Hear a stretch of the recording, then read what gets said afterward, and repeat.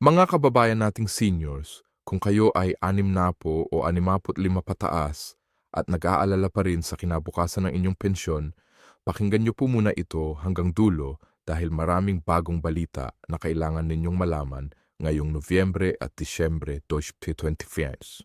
Alam niyo ba na mayroon ng malaking pagbabago sa pensyon system ng Pilipinas na direktang makakaapekto sa inyong bulwanang kita? Hindi lang iyan simpleng dagdag kundi isang sistemang makakatulong sa inyo na lampasan ang tumataas na presyo ng pagkain, gamot at kuryente. Maraming seniors ang hindi alam na may mga benepisyo silang hindi pa natatanggap. May mga dagdag na hindi pa nila nakaklaim at may mga pagkakataon na nawawala lang dahil hindi nila alam ang tamang proseso. Ang totoo, may mga pensioners na nawawalan ng libu-libong piso bawat taon dahil lang sa kawalan ng impormasyon. Kaya ngayong araw na ito, tutulungan natin kayong maunawaan kung paano makakakuha ng bawat pisong dapat sa inyo, kung paano maiiwasan ang mga pagkukulang at kung paano mas mapapataas pa ang inyong monthly pension income. Hindi ito biro, mga lolo at lola, dahil ang pera na ito ay resulta ng inyong taong pagtatrabaho at sakripisyo. Kaya makinig po kayo ng mabuti at huwag palampasin ang mga detalyeng ito dahil ang bawat impormasyon dito ay maaring magdulot ng pagbabago sa inyong buhay pagdating ng retirement. Ready na ba kayo? Halika at alamin natin ang lahat ng dapat ninyong malaman tungkol sa bagong pension benefits para sa lahat ng seniors ngayong 2P25. Una sa lahat, kailangan nating linawin kung sino ba talaga ang makikinabang sa mga pagbabagong ito. Mayroon tayong 3 pangunahing pension system sa Pilipinas at lahat sila ay may bagong updates ngayong taon. Para sa mga seniors na walang regular na kita at nakatira sa mahihirap na pamilya, ang Social Pension for Indigent Senior Citizens o SPISC ay nagbibigay ngayon ng buong bawat buwan. Hindi na po yan 500 tulad ng dati. Doble na po yan ngayon dahil sa Republic Act 11,002 sina at L6 na ipinatupad noong 2 taon na ang nakalipas. Ang pensyon na ito ay para sa mga seniors na na taong gulang pataas. Walang regular na trabaho. Walang ibang pensyon mula sa gobyerno tulad ng SSS o GSIS at nakatala sa listahanan ng Department of Social Welfare and Development bilang indigent o mahirap. Ang maganda dito ay hindi na kailangan ng kontribusyon noon. Direktang tulong ito ng gobyerno para sa mga nangangailangan. Ang bayad naman ay ilalabas quarterly. Ibig sabihin, 3 buwan na sweldo ay isasabay na ibabayad. Kaya ang 3,000 ay darating ng sabay-sabay sa inyong account o sa payout center ng inyong barangay. Para naman sa mga seniors na nag-contribute sa Social Security System o SSS habang nagtatrabaho noon sa private sector, may napakagandang balita para sa inyo. Mayroon ng bagong pension reform program na nagsimula noong Nobyembre 2025 at ito ang unang multi-year pension increase sa buong kasaysayan ng SSS. Pakinggan niyo ang ganitong sistema mga lolo at lola dahil ito ay 3 taon na sunod-sunod na pagtaas. Bawat September simula 2027 hanggang 2027, ang mga retirement at disability pensioners ay makakakuha ng 10% increase sa kanilang current pension. Halimbawa, kung ang inyong pensyon ngayong Setyembre 2025 ay PH Bong, ang Setyembre na yon ay tumaas ito ng PH kaya naging PH na. Pagdating naman ng September 2026, ang bagong Session 4 ay base na sa 11,000, kaya magdadagdag ulit ng PH1 at magiging 1 na ang inyong monthly pension. Pagdating ng Setyembre 2027, another 10% pa ulit. Kaya ang 1,000 na pension nyo noong 2025 ay magiging 13,30 at PEPU na sa PH27. Yan po ay total na 33% increase sa loob lang ng 3 taon. At ang pinakamaganda, walang dadagdag na contribution rate para sa mga kasalukuyang empleyado. Ibig sabihin, hindi ito magiging pabigat sa sistema ng SSS. Para naman sa mga death o survivor pensioners, ibig sabihin, yung mga asawa o dependents ng namatay na SSS member, hindi kayo nakalimutan. Kayo ay makakakuha ng FEMPORong increase bawat Setyembre din. Kaya sa loob ng 3 taon ay magiging total na po ang inyong increase. Kung ang survivor pension nyo ay PH, ngayong 2.25 by 2.27 ay magiging PH 261 na ito. Tandaan na para makuha ang increase bawat taon, dapat ay aktibong pensioner kayo as of August 31 ng taon na iyon. Ibig sabihin, kung gusto ninyong makakuha ng September 2025 increase, dapat ay pensioner na kayo by August 31, 2025.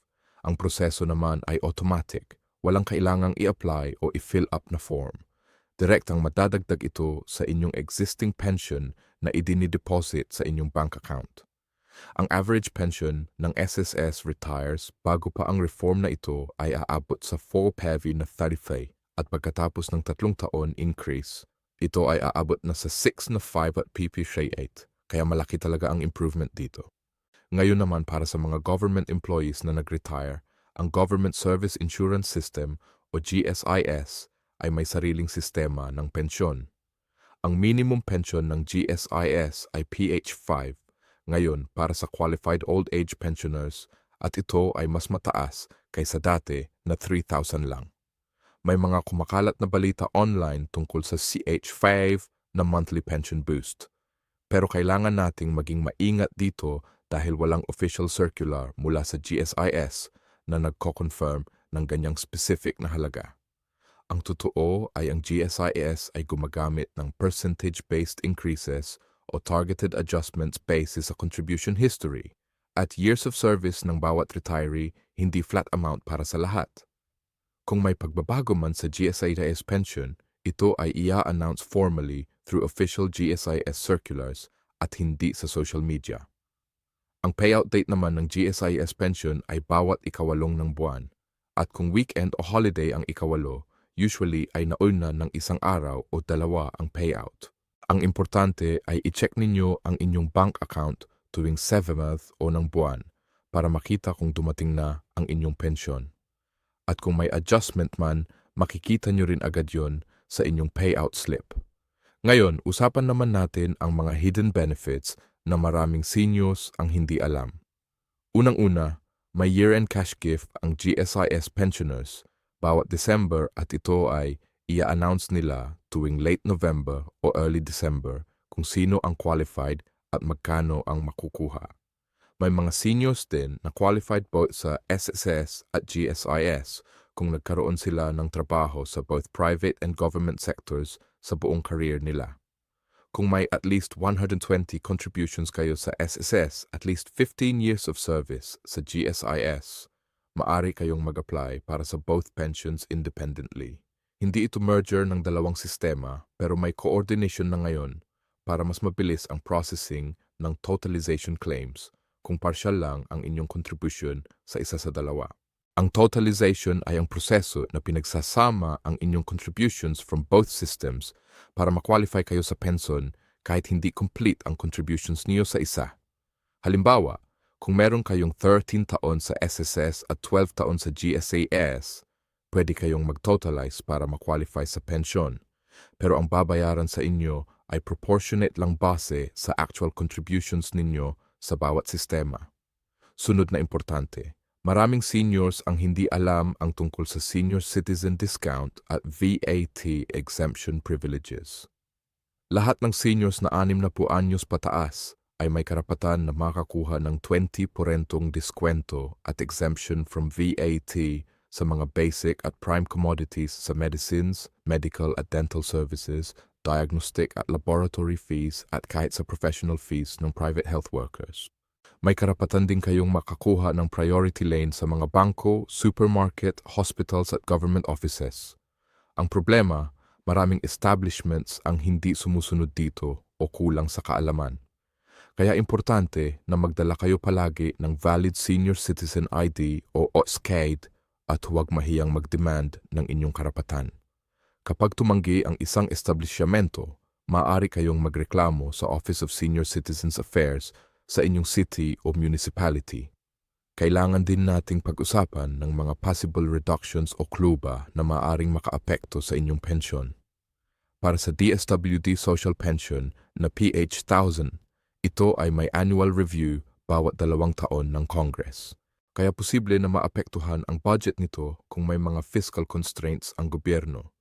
Pero as of now, ang budget para 25 ay 45 na para sa ipots na 85 kayong 66 na indigent seniors. Kaya secured naman ang funding for this year. Ang SSS pension reform naman ay backed by actuarial studies. At ang sabi ng SSS Chief Actuary ay manageable lang ang reduction ng fund life from 2053 to 49 at babalikan nila ito sa 2053 through improved collection efficiency at expanded coverage. Walang contribution increase na kasama sa reform kaya walang risk na babawiin ito through higher payments from current workers. Pero may mga instances na maaaring masuspend o ma-stop ang inyong pensyon. Una, kung namatay na ang pensioner at hindi pa nag-report ang family, patuloy pa rin ang payout. Pero kapag nalaman ng SSS o GSIS, babawiin ang mga overpayment na yon at sisigilin sa state o sa survivor pensioners. Pangalawa, kung ang pensioner ay nag-fail sa annual revalidation o verification process, temporarily masuspend ang pension hanggang makomply. Dati ay required ang personal appearance bawat taon, pero ngayon, ang GSIS ay nagpartner na sa National Statistics Office para ma-verify automatically ang status ng pensioners. Kaya hindi na kailangan ng physical appearance for most cases. Ang SSS naman ay may mga verification processes din through their SSS portal at through text messages. Pangatlo, kung ang DSWD Social Pension Beneficiary ay nakatanggap ng regular pension from SSS o GSIS, mawawala ang eligibility nila sa social pension dahil hindi sila qualified na as indigent na. Kaya importante na honest kayo sa pag-report ng inyong status. Tungkol naman sa tax implications, ang magandang balita ay lahat ng government pensions sa Pilipinas, including SSS, GSIS at DSWD Social Pension ay tax-exempt. Walang kailangan bayaran na income tax dito dahil ito ay itinuturing na social assistance at retirement benefit na earned na ninyo through contributions at through years of service. Pero kung meron kayong ibang sources of income tulad ng rental income, business income, o investment income na lumalampas sa certain threshold, ang mga iyon ay subject pa rin sa income tax base sa tax code. Ang pensi ninyo lang talaga ang exempt. Ngayon, ang strategies para ma-maximize ninyo ang inyong retirement income, ito ang mga practical tips na kailangan ninyong malaman. Una, mag-register kayo ng may SSS account o GSIS online account para ma-monitor ninyo ang inyong contributions, pension payments at para ma-access ninyo ang online services without pumila sa mga offices. Maraming seniors ang nahihirapan sa technology pero ito ay napakasimple lang at pwede ninyong hiraping sa anak o apo nyo na tumulong sa pag-setup. Pangalawa, kung mayroon pa kayong kakulangan sa contributions para ma-qualify sa higher pension, pwede kayong mag-voluntary contributions kung employed pa kayo o self-employed. Ang SSS ay may My SSS Pension Booster Program na voluntary savings add-on para sa retirement funds ninyo at ito ay tumutubo with interest at pwede lang i-withdraw for retirement total disability o terminal illness.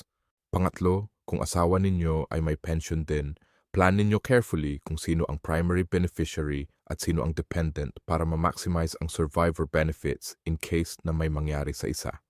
Pang-apat, kung may mga kasabayan sa inyong pensyon tulad ng GSIS optional life insurance, health insurance o loan benefits, i-check nyo kung updated pa ba ang status ng mga iyon at kung may mga benefits pa kayong hindi na-claim.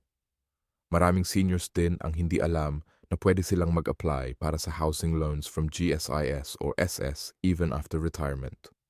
Basta qualified pa kayo based sa age at loan criteria. May mga senior housing programs din ng gobyerno na nag-o-offer ng subsidized housing units para sa low-income seniors. Ang key dito ay informed kayo at nag-e-explore ng lahat ng options na available. Pumunta sa OSA's office ninyo at magtanong kung ano pa ang ibang programs na pwede ninyong ma-avail.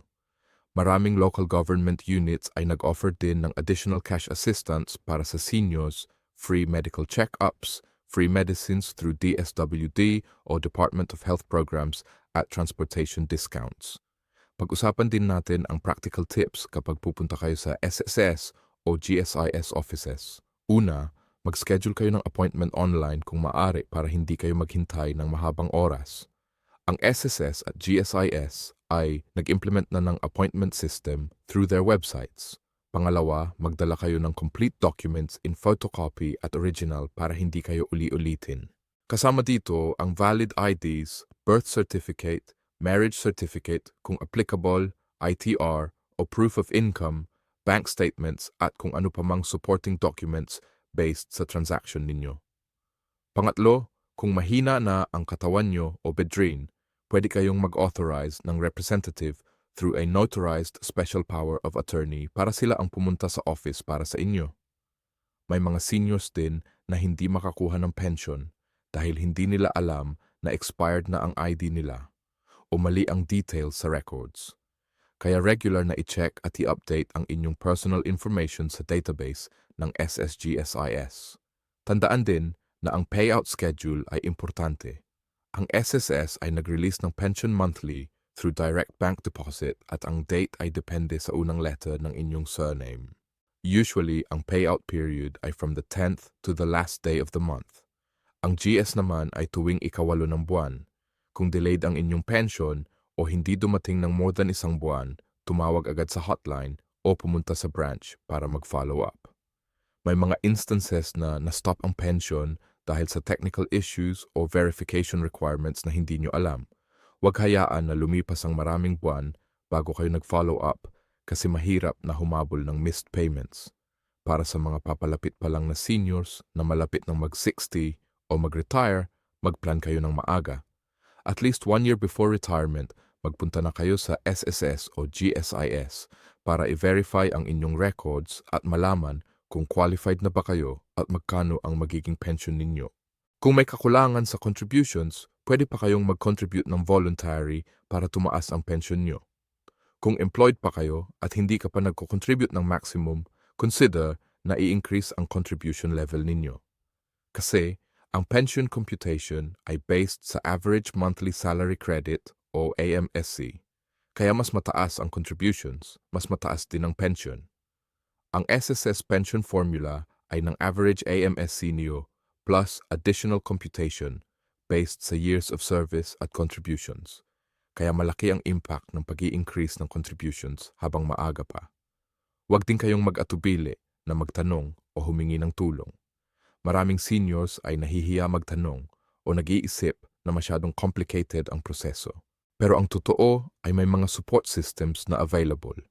May mga senior citizen organizations, barangay tanuds, social workers, at even yung mga tao sa SSS at GSIS customer service ay willing tumulong basta magtanong kayo ng maayos. Kung may problema kayo sa pagkuha ng benefits ninyo, pwede kayong lumapit sa Ombudsman o sa Senate Committee on Social Justice kung talagang malaking issue na at walang resolusyon. Para sa mga survivor pensioners o dependents ng namatay na pensioner, alam nyo ba na may karapatan din kayo sa pensyon? Ang SSS at GSIS ay nag-provide ng survivor benefits sa asawa at dependent children below 21 years old o hanggang 25 kung nag-aaral pa. Ang survivor pension ay computed differently pero substantial pa rin at ito ay lifetime benefit para sa qualified spouse hanggang sa sila ay mag-remarry o mamatay.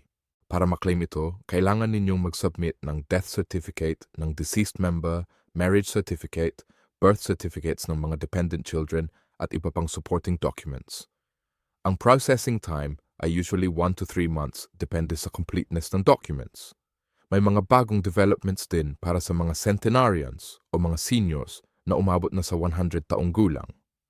Ang Expanded Centenarians Act ay nag-allocate ng higit sa bilyong sa 2.25 para sa mga centenarians.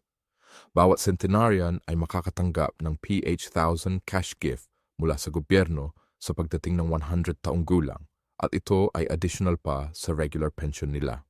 Kung malapit na kayong mag-100 o may kilala kayong centenarian, siguruhing nakaregister sila sa Office of Senior Citizens Affairs para maklaim ang benefit na to.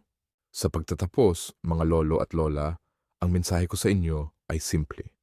Ang mga pension at benefits na ito ay hindi biyaya o charity, kundi karapatan ninyo bilang mga Pilipinong nagpagod at nagsakripisyo para sa bayan. Ang bawat piso na natatanggap ninyo ay resulta ng taong trabaho, contributions at serbisyo. Kaya huwag kayong mahiya na humingi ng tulong o mag-demand ng inyong karapatan. Maging informed, maging proactive, at huwag hayaan na mawala ang kahit isang benepisyo na dapat sa inyo. Mag-research kayo, magtanong kayo, at kung kailangan kumuha ng tulong from family members, social workers, o senior citizen organizations. Ang pension increases na naganap ngayong 2025 ay isang malaking hakbang tungo sa masyo at dignified retirement para sa lahat ng Pilipinong seniors. Pero kailangan din nating gawin ang ating parte para ma-maximize ang mga benefits na ito. Magtulungan tayo mag-share ng information sa kapwa seniors at sabay-sabay nating siguraduhin walang Pilipinong senior citizen ang maiiwan o malulugi sa sistema. Maraming salamat sa inyong pakikinig at sana ay nakatulong ang video na ito para sa inyong mas maliwanag na kinabukasan. Ingat po kayo palagi at mabuhay ang mga senior citizens ng Pilipinas. Unmayay Aries.